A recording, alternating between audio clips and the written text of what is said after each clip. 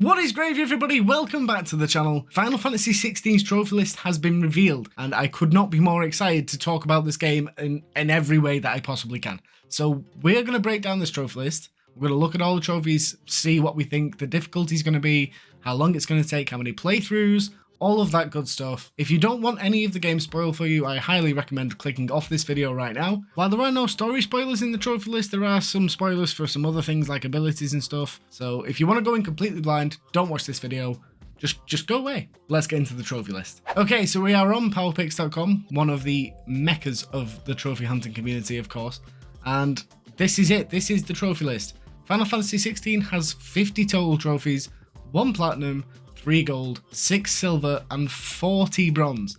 That's quite a lot of bronze, not gonna lie. And if we take Final Fantasy VII Remake as a sort of benchmark, that was a 60-hour platinum and had 54 trophies with 2 playthroughs. So we can safely say this is gonna be at least 60 hours. We could be in for it. We could be in for it. Anyway, enough rambling. Let's get into the list with the platinum, the Chronicler, apparently, and thus did our journey end. Exciting. So all of these ones down here are story trophies. Obviously we're not getting into any of these. These will unlock, I imagine, just naturally as you complete each chapter of the game. So that's a good chunk of them done. Now we get into the meat of the list. And when I say the meat, I mean holy hell, there's a lot of these.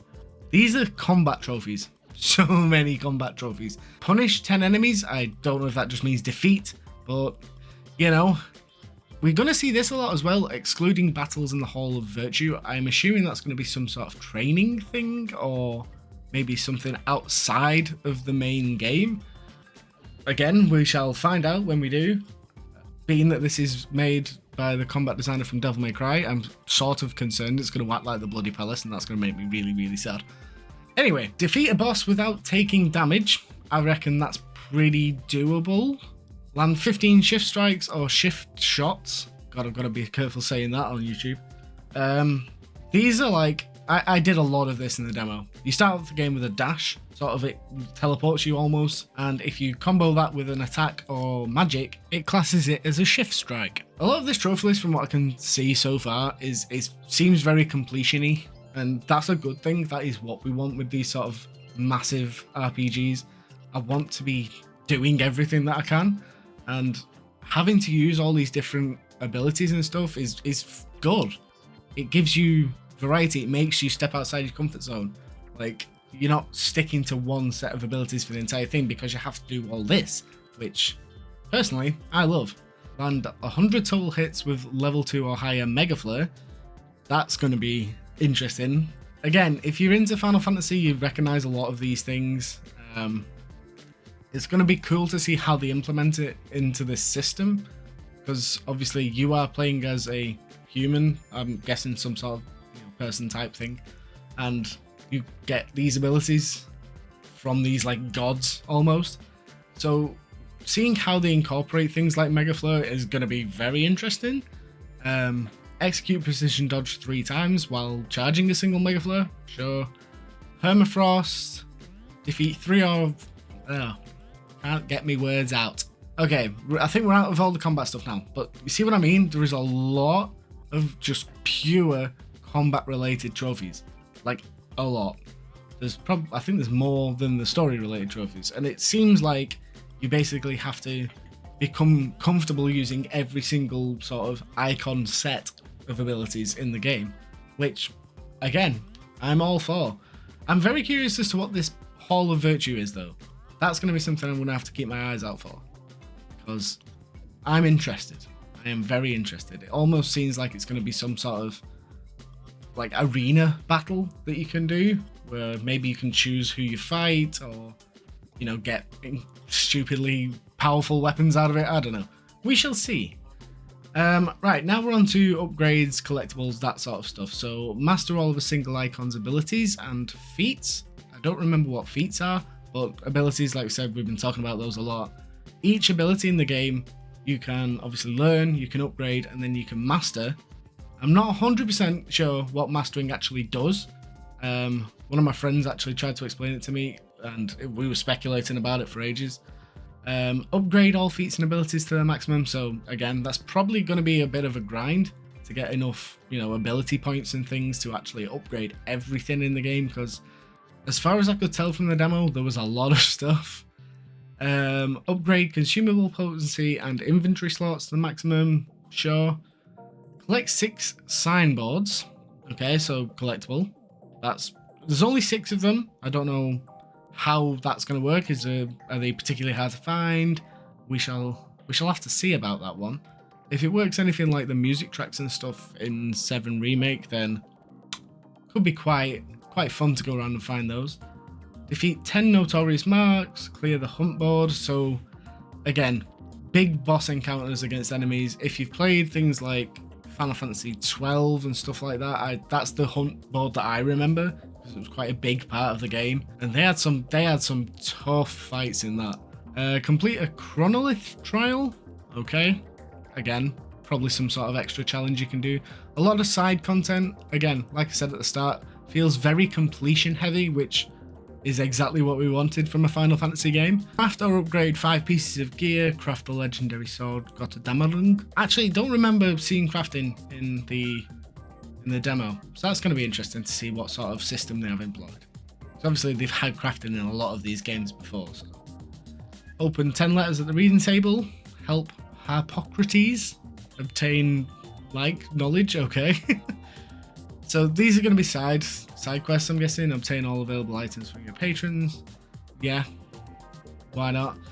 Side content is what we live for in this community, let's be fair. Pet Torgal 5 times, the best boy in the world. And of course, you had to have a trophy for petting the dog, because look at him, he's so cute. Execute and land 5 precision 6. Okay. Oh wait, that's right. So at some point you get an opportunity to bring Torgal with you into fights, and I'm pretty sure you can sort of tell him to attack things, and I'm guessing that's what that is. So, you know, sure. Ride Ambrosia for the first time. Ambrosia is your chocobo, and is again the best. I don't know if it's a boy or a girl. I mean, it's a chocobo, so we'll see. I think it's a girl. I mean, I can't remember. It's been a couple of days since I played the demo, so you know. Visit all areas on the world and local maps. Spend 36,000 gil at the Tub and Crown, which is an amazing name for a pub. So like I said, a lot of completion stuff. And then we get this last trophy. Complete the game on Final Fantasy mode. Now, if that isn't the perfect name for a game mode in this series, I don't know what is. And again, this is the sort of thing that we've been speculating about for a little bit now, is given that the game's combat is designed by the same person who did Devil May Cry 5, there's a lot of... there was rumours of a ranking system sort of thing, similar to Devil May Cry, but it would only be available in New Game Plus. And from the looks of it, this Final Fantasy mode is either going to be something to do with that, or at least a harder difficulty that you have to do after you finish the game. So we can already tell this is going to be 2 playthroughs, because it's probably not going to be unlocked from the start. Hard mode in Final Fantasy VII Remake wasn't. But it's exciting, because the combat in the game is fantastic. I've really enjoyed what I played of it, and getting to do even more of that with I'm assuming with your end-game equipment from the start, that's going to be very exciting.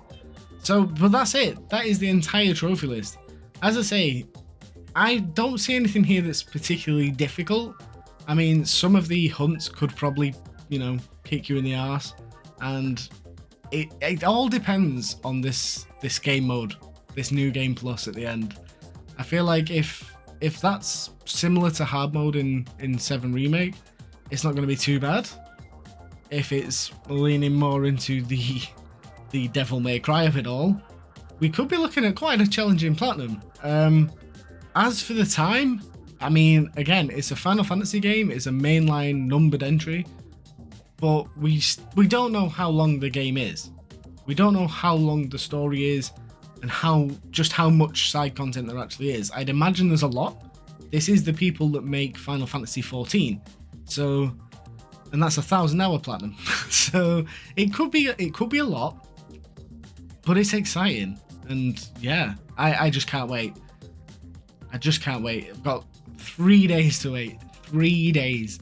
And then it's ours. And then we can play it. But let me know your thoughts on the trophy list in the comments down below. I really want to sort of discuss this with people. I'm really curious what people think. Obviously, the game is sort of flowing out around there. If you want to avoid spoilers, I'd be careful where you're looking, because I think some of the physical copies went out a bit early, and yeah, people are playing it. So we shall see. We shall see. Anyway, thank you so much for watching. I shall catch you all next time, hopefully with more Final Fantasy 16.